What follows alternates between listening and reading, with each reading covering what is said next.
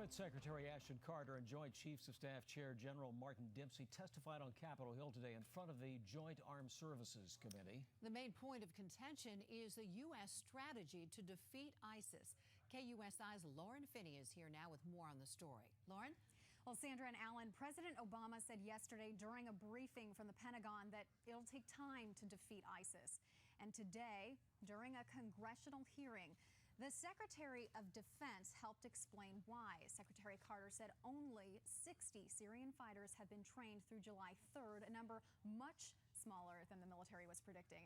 And while Carter and Dempsey say local ground forces are the key to beating ISIS, Chairman of the Senate Armed Services Committee, John McCain, says our current strategy will not bring us victory. ISIL is not 10 feet tall. It can be and must be defeated. But that will never happen if we continue to delude ourselves about our current campaign. Local forces on the ground, we know from experience, is the only way to create a lasting defeat of ISIL, and that's what the strategy is all about. The JTACs and the Special Forces observers are not a silver bullet to the destruction of ISIL. The silver bullet is getting the Iraqis to fight. Well, President Obama said as part of a revamped strategy, there will be more airstrikes in Syria targeting ISIS oil and gas facilities. The U.S. is part of a 60-nation coalition fighting the terror group, and President Obama says a military solution alone will not destroy ISIS. So there will be a continued focus on countering ISIS's recruitment and extremist ideology. Joining us now to weigh in on this issue, local Chaldean leader Mark Arabo, who has been following this news closely. Mark, thank you so much, as always, for your insight this afternoon. First, let's get your reaction to some of the statements made on Capitol Hill that really the key to defeating ISIS is training local ground forces. Right. Well, we stand with the president in saying that we need to up our strategy because we're really not doing anything. We know that we can't put our national security in the hands of the Iraqi forces. Iraq needs to be fixed from the Iraqis, but we need to save the religious minorities, the Iraqi Christians and the Yazidis. And what they're doing now is failing because they're not leading. They're not doing what they should be doing, and to blame another army instead of taking account of it as commander-in-chief is not the right thing to do. You've been critical of the administration, saying that it might have been too little, too late in order to help some of the Iraqi Christians who are being persecuted there. And you're not saying to send American troops over there. You're simply saying get the people out of there who need to be rescued. We said from the beginning we lost 5,000 of our sons and daughters in a war that should have never taken place.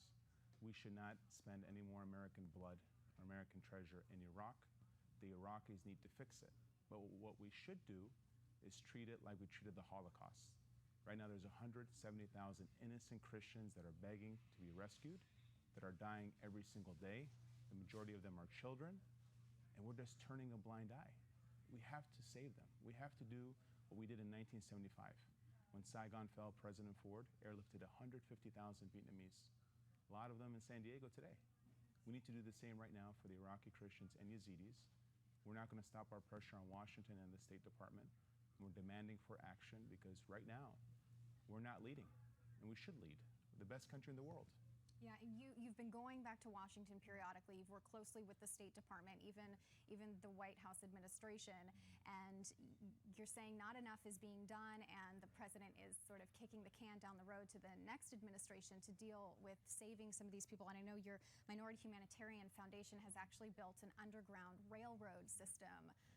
Explain that.